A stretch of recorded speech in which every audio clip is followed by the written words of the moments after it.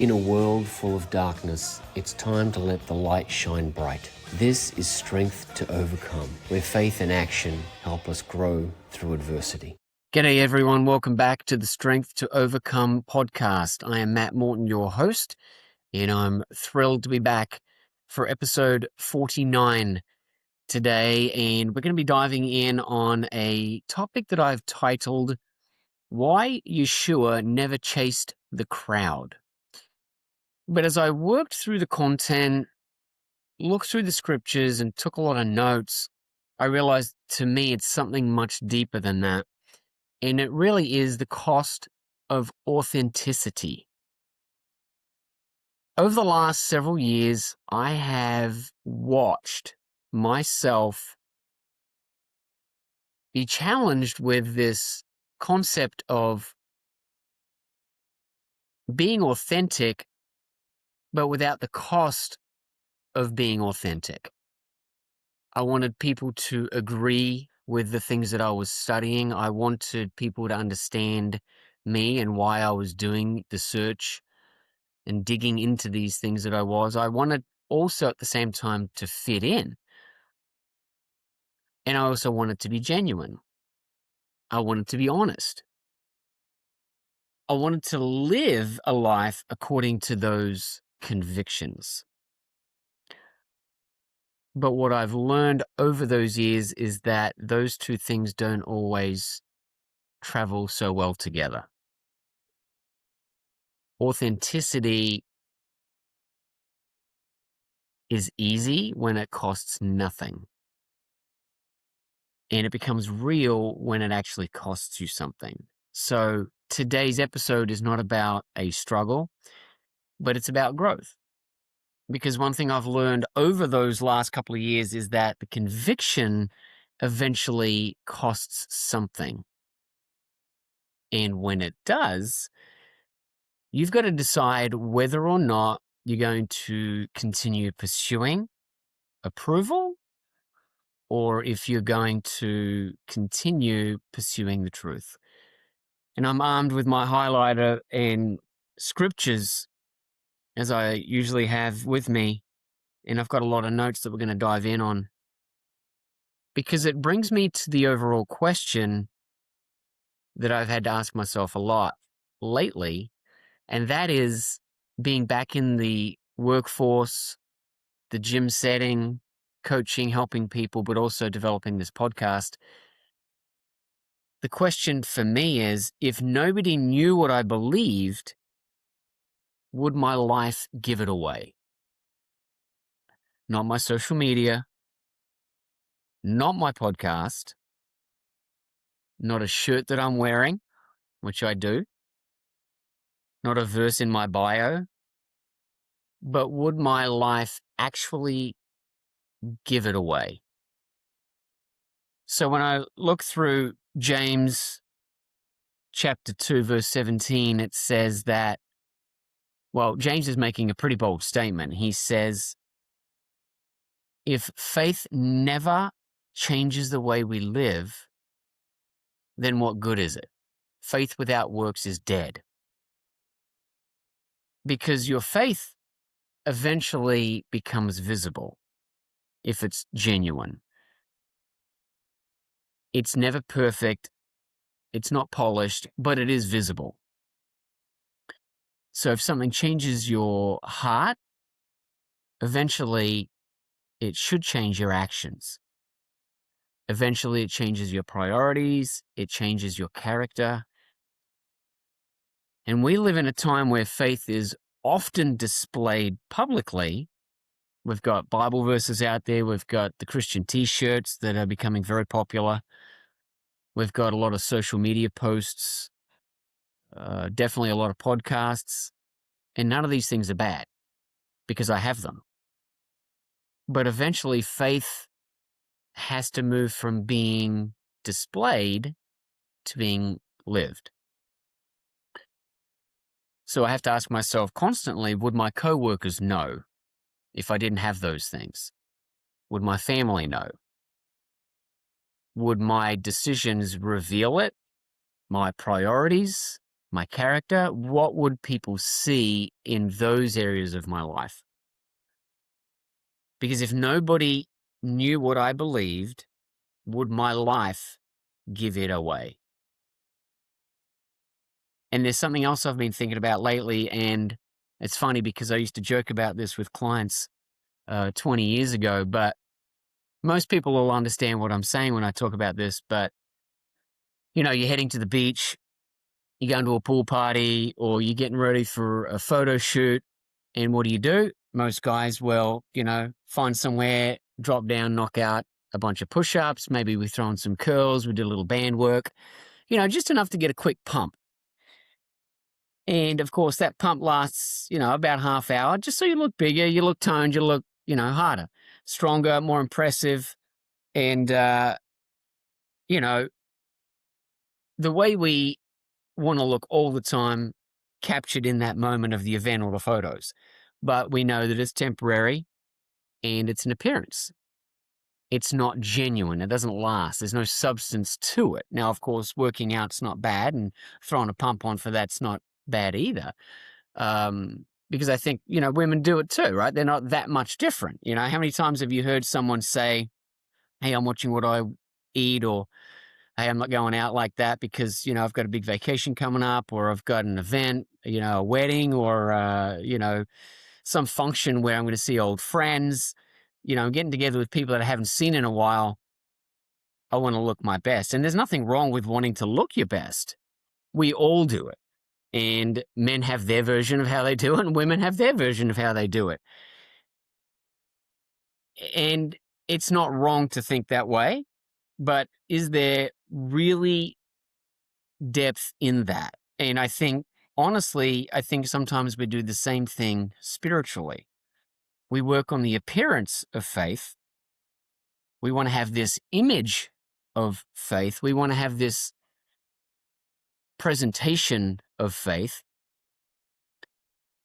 But through scripture, Yeshua was always more concerned about what was happening beneath that surface. And we talk about it through most of these episodes that I've put together. But let's have a look at Matthew 6, because at one point he looks at the religious leaders and he pointed out something very uncomfortable, because they loved looking spiritual in front of the people, the public people. They wanted to be seen praying. They wanted to be seen fasting. They wanted to be seen as holy. And Yeshua essentially says, if your faith only exists when someone's watching, then you guys are completely missing the point. And we read there that he says, if you want to pray, go into a private room where nobody can see and pray to your Father in secret. Because genuine faith doesn't require an audience. And the Pharisees were getting this spiritual pump. They wanted the appearance of righteousness, but Yeshua was looking for something deeper. And he wasn't always even understood. Because one of the things that gives me comfort in realizing that even Yeshua was attacked for speaking against them and living a certain way and encouraging others to also live that way. John 7 tells us that even his own brothers didn't believe in him. How many people are living in a life where they think they need the approval of everyone around them, and they'll modify what they're doing or how they're going about it because they want the approval of people or family? And in this case, even his own brothers didn't believe in him. They didn't understand him. And I think that to blast through that is maybe overlooking just how important this man was to the entire future after his life and death. And yet at the time, nobody got it.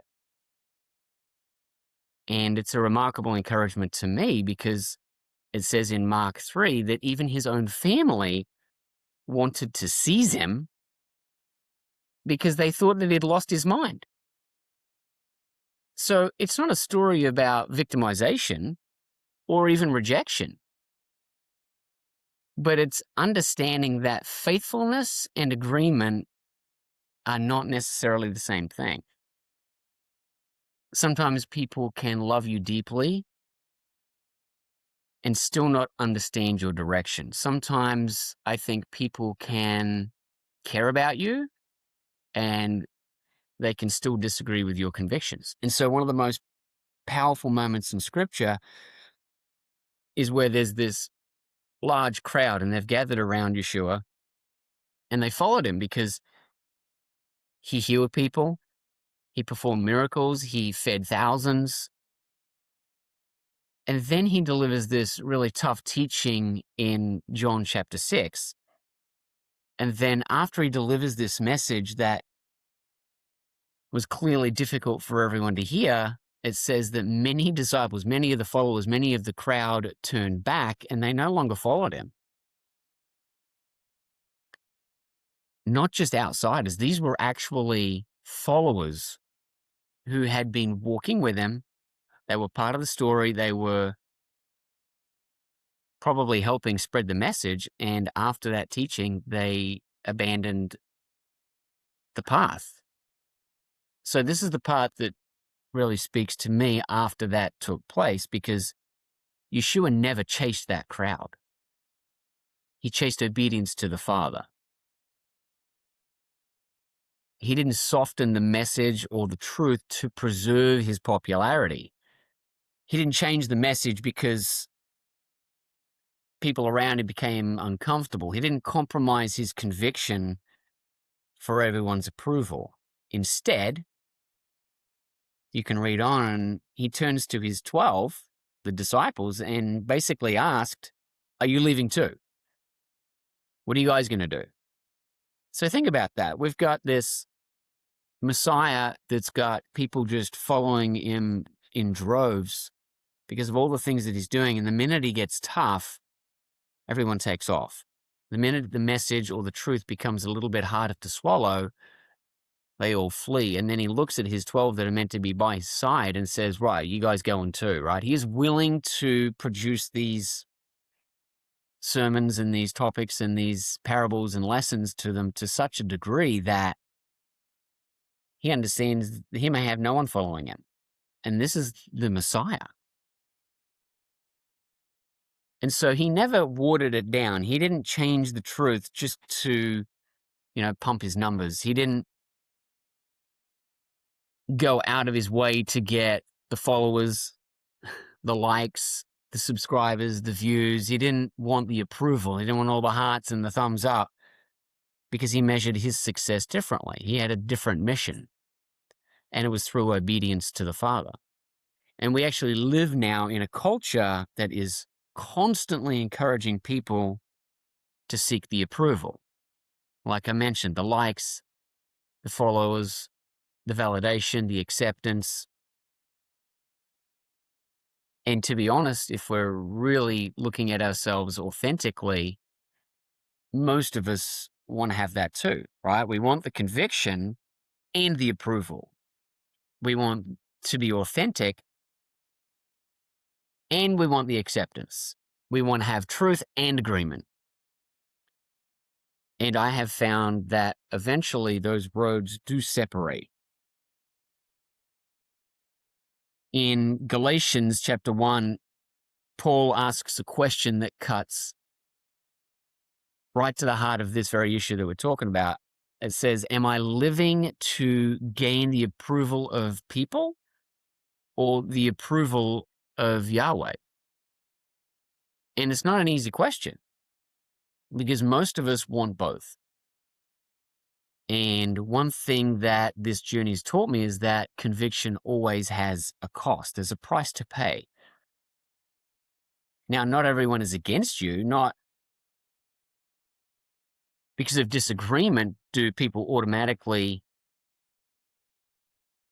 want to start a fight. But it's because in the moment you stop trying to please everyone, somebody becomes uncomfortable. And that's okay. I've been there. I've seen it.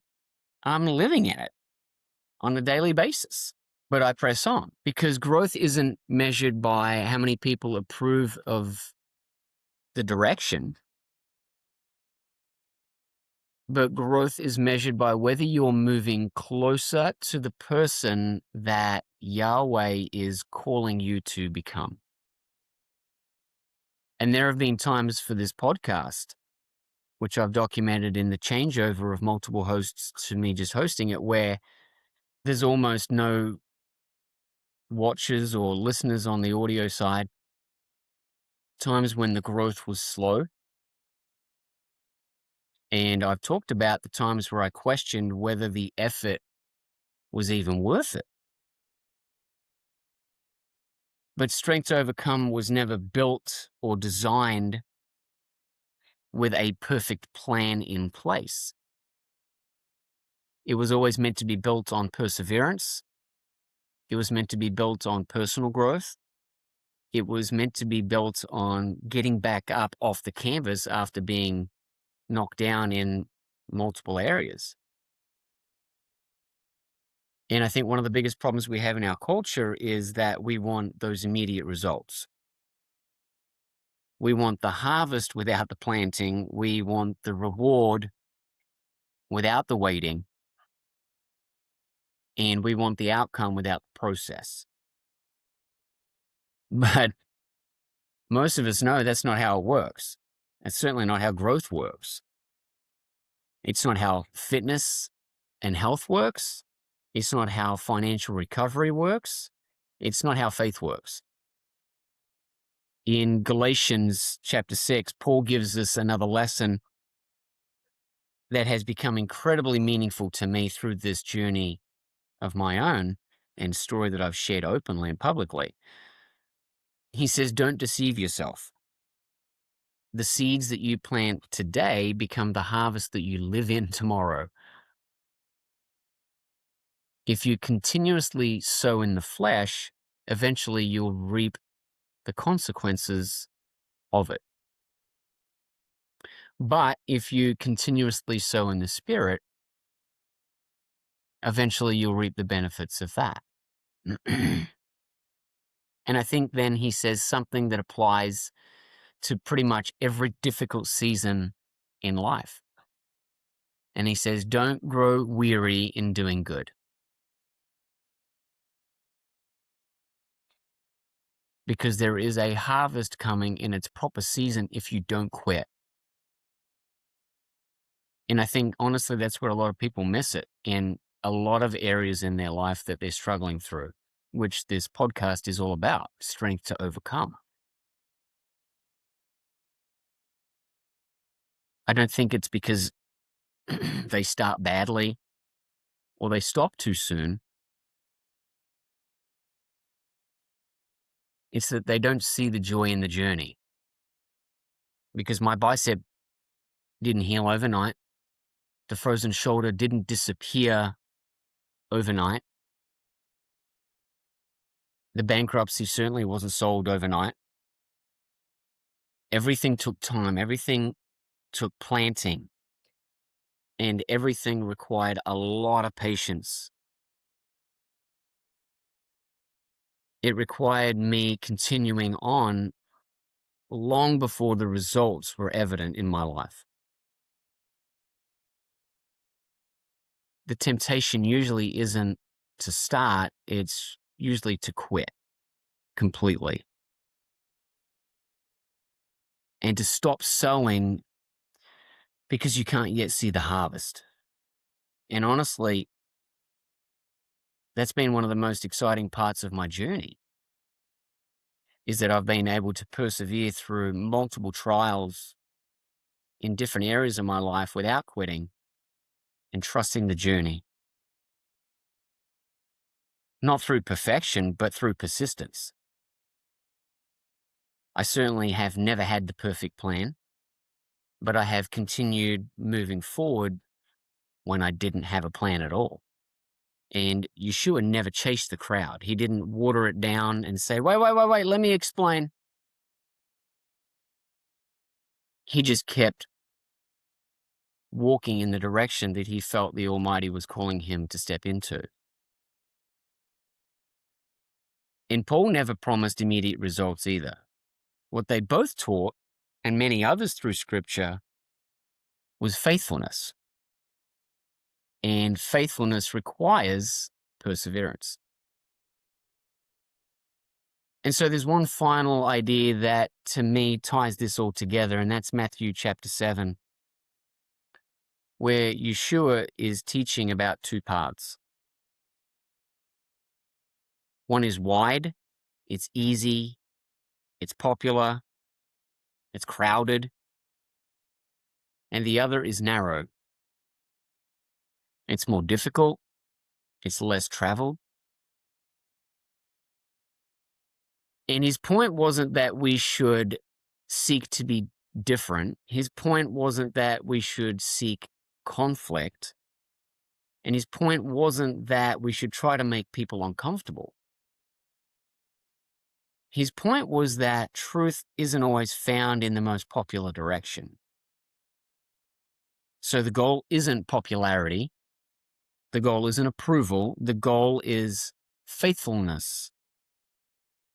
So not everyone will understand. Not everyone will agree. And not everyone will walk beside you.